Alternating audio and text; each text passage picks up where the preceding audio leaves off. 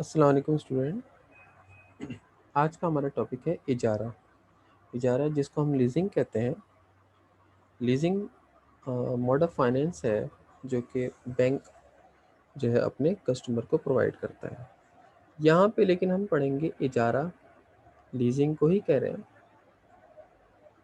लेकिन ये इजारा जो है वो इस्लामिक बैंकिंग की तरफ से ऑफ़र किया जाता है। ये लीजिंग से थोड़ा सा हटकर है। मीन्स कि ये कन्वेंशनल बैंक जो लीजिंग प्रोवाइड करते हैं ये उसकी तरह नहीं है, इंटरेस्ट बेस्ड नहीं है, बल्कि कुछ और मेथड इसके अंदर यूज़ किया जा रहा होता है। आइए पढ़ते हैं, हम स्टार्ट करते हैं। सबसे पहले तो इसके बारे में हम पढ़ेंगे कि इसके बेसिक रूल क्या है। देखिए, लीजिंग या इजारा, इजारा का मतलब है कि हम अपनी प्रोडक्ट को किसी को इस्तेमाल करने के लिए दे देते हैं। ठीक है, हम अपनी प्रोडक्ट को क्या करते हैं, या ये कह लें अपनी फिक्स एसेट्स को बाय करके, और जो है वो एसेट्स नहीं, सॉरी, फिक्स प्रोडक्ट को बाय करके हम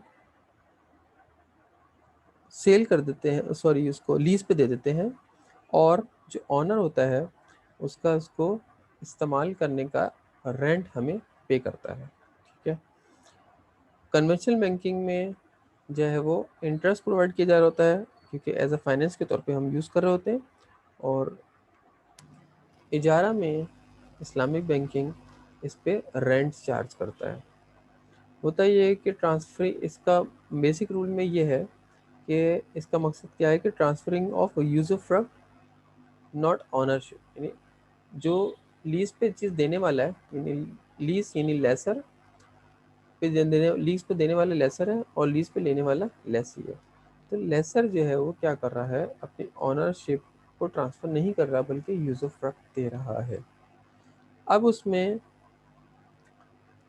सब्जेक्ट लीज क्या है कि should be valuable, identified and quantified, यानी कोई भी ऐसी चीज़ जो कि वैल्यूएबल हो, मार्केट में उसकी वैल्यू हो, आइडेंटिफाइड हो और क्वांटिफाइड हो, उसको गिना जा सके। सिर्फ विजिबल हो और गिना ना जा सके वो पॉसिबल नहीं है, यानी उसकी अपनी एक इंडिविजुअल हैसियत होनी चाहिए। All consumable things can not be lease out, जो भी कंज्यूमेबल चीज़ें हैं वो हम लीज के तौर पे नहीं दे सकते। फॉर एग्जांपल के मनी, वेट। मनी क्या होता है, खर्च हो जाता है, तो जो भी चीज़ खर्च हो रही है वो इसके ज़ुमरे में नहीं आती है। इसके बाद फिर आ जाता है आपके पास liabilities of ownership borne by the lessor. इसमें क्या होगा, लाइबिलिटीज जो हैं वो किसकी तरफ से दी जा रही होती हैं, यानी कि ये कह लेंगे किसकी तरफ से बेयर की जा रही होती है, लेसर की तरफ से। जैसे कि मैं पढ़ के बताता हूँ कि as the cost of the lease property remains in the ownership of lessor, property चूंकि वो ऑनरशिप में रहती है किसकी, लेसर की, इसी वजह से all the liabilities emerging from the ownership shall be borne by the lessor. इसके अलावा पीरियड ऑफ लीज जो है वो, period of lease must be determined in clear term, कि जो भी हम अगर कोई चीज़ लीज पे या इजारा पे हम बैंक से हासिल कर रहे हैं तो ज़रूरी है कि हम उसके लिए एग्रीमेंट करें, और उस एग्रीमेंट में पीरियड भी गिवन हो कि हम कितने साल की लीज के लिए हम उस चीज़ को हासिल कर रहे हैं।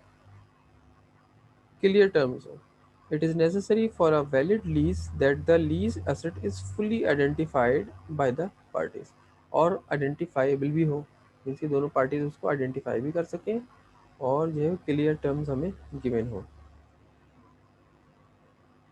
इसके बाद फिर आ जाता है lease for specific purpose. Lease के लिए ज़रूरी है कि ये किसी स्पेसिफिक पर्पस के लिए बनाई गई हो। तो the lease, the lessee can not, lessee मैंने बताया कौन है, जो लीज पे चीज़ हासिल कर रहा है।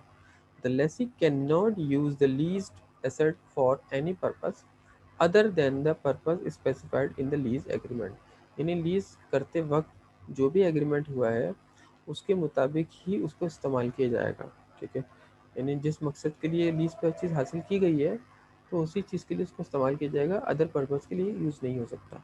लेकिन however if no such purpose is specified in the agreement, अगर एग्रीमेंट में कोई ऐसी किस्म की बात नहीं लिखी हुई, the lessee can use it for whatever purpose it is use in the normal course, उसको इस्तेमाल किया जा सकता है जैसा वो चाहे। लेसी एज अमीन, लेसी कौन होता है? एज अ अमीन के तौर पे भी काम कर रहा होता है, मीन्स के उसके पास जो चीज़ है, जो भी एसेट है जो उसने लिया है लेसर से, वो क्या है, एक तरह से उसके पास अमानत है। इसलिए the lessee is liable to compensate the lessor for every harm to lease asset cause by any misuse और नेग्लिजेंस। अगर लेसी के मिस यूज़ की वजह से या नेग्लिजेंसी की वजह से उसको प्रोडक्ट को किसी किस्म का नुकसान हुआ है, एसेट को किसी किस्म का नुकसान हुआ है, तो उसके पैसे भरेगा वो। The lease asset shall remain in the risk of the lessor. Lease asset जो क्या होता है, remain in the risk of lesser throughout the lease period, in the sense that any harm or loss caused by the factors beyond the control of lessee shall be borne by the lessor। लेकिन अगर किसी किस्म का loss जो है वो उसकी control से बाहर है लेसी के, और वो उसको कंट्रोल नहीं कर पा रहा, फॉर एग्जांपल मार्केट सिचुएशन ऐसी हो जाती है कि असेट को लॉस हो जाता है, तो इस सिचुएशन में रिस्पॉन्सिबल कौन है? लेसर है। तो इसलिए इसमें लिखा हुआ है कि remain in the risk of lessor, lessor को ही लेसर ही उसका रिस्क बेयर करता है। Lease of jointly own property, इसके अलावा ये कि प्रॉपर्टी जो है वो लीज ज्वाइन भी हो सकती है, जॉइंटली लीज भी हो सकती है। Means a property jointly owned by two और more person can be lease out and the rental shall be distributed between all joint owners according to the proportion of their respective shares in the property. यानी अगर एक asset दो बंदों ने by किया हुआ है और उसको वो क्या करते हैं, लीज पे देते हैं, तो आने वाले प्रॉफिट को या रेंट को दोनों आपस में इक्वल तकसीम करेंगे। अ joint owner of a property can lease his proportionate, और या तो इक्वल करेंगे हासिल, या फिर अपने रेशियो के मुताबिक, जिसका जितना ज़्यादा हिस्सा है उसको ज़्यादा प्रॉफिट मिलेगा। A joint owner of a property can lease his proportionate share only to his co share and not to any other person. इसके बाद फिर आ जाता है कि डिटर्मिनेशन ऑफ रेंटल। अब रेंटल को किस तरह से डिफाइन किया जाए कि रेंटल होता क्या है, मतलब कि रेंटल क्या है कि जो हमें लीज पे जो चीज़ हमने दी है, असेट दिया है, उस पे जो हम लोगों को आने वाले पैसे हैं उसको हम कह रहे हैं रेंटल। कह रहे हैं इसको किस तरह से डिटरमाइन किया जाए, तो उसके लिए ये होता है ये कि rental must be determined at the time of contract for the whole period of lease. ज़रूरी तो ये है कि रेंटल को डिसाइड किया जाए जब कॉन्ट्रैक्ट किया जा रहा है लीज का। नंबर 2 पॉइंट ये कि it is permissible that different amounts of rent are fixed for different phases during the lease period, provided that the amount of rent for each phase is specifically agreed upon at the time of effecting a lease. If the rent for the subsequent phase of lease period has not been determined or has been left at the option of the lessor, the lease is not valid। अगर हमने lease agreement में जो है वो rental को define नहीं किया हुआ, अगर तो वो क्या होगा, नॉट वैलिड होगा। यानी ऐसा भी हो सकता है कि हमने जो लीज एग्रीमेंट किया जिस दूसरे पर्सन से, तो उसमें हम डिसाइड कर लेते हैं कि पहले फेज़ में यानी पहले साल हम पैसे कम चार्ज करेंगे, उससे अगले साल जो है ज़्यादा चार्ज करेंगे। तो जो ये ज़्यादा जो जो फ़र्क आ रहा है, इसको हमने मेंशन करना है लीज एग्रीमेंट के अंदर। अगर हमने उसको मेंशन नहीं किया तो ये क्या होगा, नॉट वैलिड होगा। इसलिए मेंशन करना ज़रूरी है, चाहे आप उसके मुख्तलिफ फेज़ में उसको फिक्स अमाउंट रखें या आप उसको चेंज करके ज़्यादा कर दें या कम कर दें। आपको फ्यूचर में आपने जो भी चेंजिंग करनी है पहले से बतानी है इसमें। The determination of rental on the basis of aggregate cost incurred in the purchase of asset by the lessor, as normally done in financial leases, is not against the rules। कहने कहते हैं उसके लिए जो डिटरमाइन किया जाता है rental के लिए, वो किया जाता है on the base of the aggregate cost incurred in the purchase of assets. वो यानी जो हमने असेट्स खरीदा है उसकी कॉस्ट पे जितना भी हमारा खर्चा आया, उसके परचेज करने में जितना भी हमारा खर्चा आया, तो लेसर क्या होगा, उसको भी कवर करेगा। वो उसी की बेस पे क्या करेगा, रेंट चार्ज करेगा। As normally done in financial lease is not against the rule, तो ये रूल के अगेंस्ट नहीं है, against the rule of sharia. If both parties agree to it, provided that all other conditions of a valid lease prescribed by sharia are fully adhered to। अगर शरिया के मुताबिक हमने lease किया है तो हमें मेंशन करना है, वाजे करना है, और दोनों पार्टीज ने उसके टर्म्स एंड कंडीशन को अंडरस्टैंड करना है। इसके बाद फिर the lessor can not increase the rent unilaterally and any agreement to this effect is void. अगर लेसर जो है वो क्या कर रहा है, लेसर क्या कर सकता है, इंक्रीज नहीं कर सकता अपनी तरफ से, मतलब कि रेंट चाह रहा है कि भाई मैं रेंट बढ़ा दूँ, तो ऐसा नहीं कर सकता। अगर उसको रेंट बढ़ाना ही था तो उसको एग्रीमेंट में शो करना पड़ता। शुरू में जब उसने एग्रीमेंट बनाया तो उसने उसी में शो करना है। द रेंट और any part thereto may be payable in advance before the delivery of the asset to the lessee, but the amount so collected by the lessor shall remain with him as on account payment and accompaniment and shall be adjusted towards the rent after its being due। होता है कि अगर हम rent ले रहे हैं तो अगर हमें कस्टमर लीज लेसी की तरफ से एडवांस पेमेंट आ जाती है डिलीवरी से पहले, तो लेकिन हम क्या इसको क्या करेंगे, ये अमाउंट जो है वो लेसर के लिए क्या रहेगा, as a account on account के तौर पे रहेगा, यानी उधार की तरह, और उसको हम एडजस्ट करेंगे आफ्टर इट्स बीइंग ड्यू, जब वो ड्यू हो जाएगा।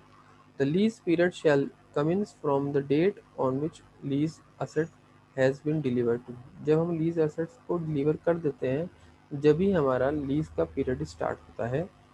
If the lease assets had has totally lost the function, अगर लीज जो है वो असेट जो है वो क्या हो चुके हैं, टोटली लॉस द फंक्शन, उनका फंक्शन जो है लॉस हो चुका है, for which it is was lease the contract will stand terminated. यानी अगर हमने कोई एसेट हासिल किया है और हमने उसको हमारा मकसद पूरा हो गया, तो फिर अगर हम उसको सॉरी हमने उसको जो है वो जिस मकसद के लिए ख़रीदा था उसके मकसद के लिए हम उसको इस्तेमाल ही नहीं कर रहे हैं, तो ये हमारा क्या हो जाएगा, लीज कॉन्ट्रैक्ट ख़त्म हो जाएगा। जैसे कि हमने कोई गाड़ी ली कमर्शियल कमर्शियल पर्पज़ के लिए, लेकिन अगर हम उसको ज़ाती तौर पे इस्तेमाल कर रहे हैं, घर के लिए इस्तेमाल कर रहे हैं, तो ये क्या होएगा, हमने लीज़ को क्या किया, लीज़ के मुताबिक अमल नहीं किया, इस तरह से हमारा ये क्या है, लीज़ वैलिड नहीं रहा, इसलिए वो क्या हो जाएगा, टर्मिनेट हो जाएगा। The rental can be use on benchmark with some index as well. In this case the ceiling and floor rentals can be identified और वैलिडिटी ऑफ लीज। अभी कह रहे हैं कि रेंटल जो भी हम इस्तेमाल कर रहे हैं वो ऐसा हो सकता है कि बेंच मार्क मीन्स कि हम अपने कॉम्पिटिटर को दिखते हुए पैसे चार्ज कर सकते हैं, उसके लिए हम कुछ इंडेक्स भी बना सकते हैं। इस सिचुएशन में हमें सीलिंग और floor rentals can be identified for validity of the lease. हमें वैलिडिटी ऑफ लीज के लिए ज़रूरी है कि हमें उसकी सीलिंग या उसकी लिमिटेशंस को भी शो करना पड़ेगा। ठीक है, तो ये आज का हमारा टॉपिक। नेक्स्ट हम पढ़ेंगे lease as a mode of finance के बारे में। तो आज के लिए हमने इतना पढ़ा कि जिसमें हमने कवर किया उसके बेसिक रूल्स को और उसके डिटर्मिनेशन ऑफ रेंटल्स को।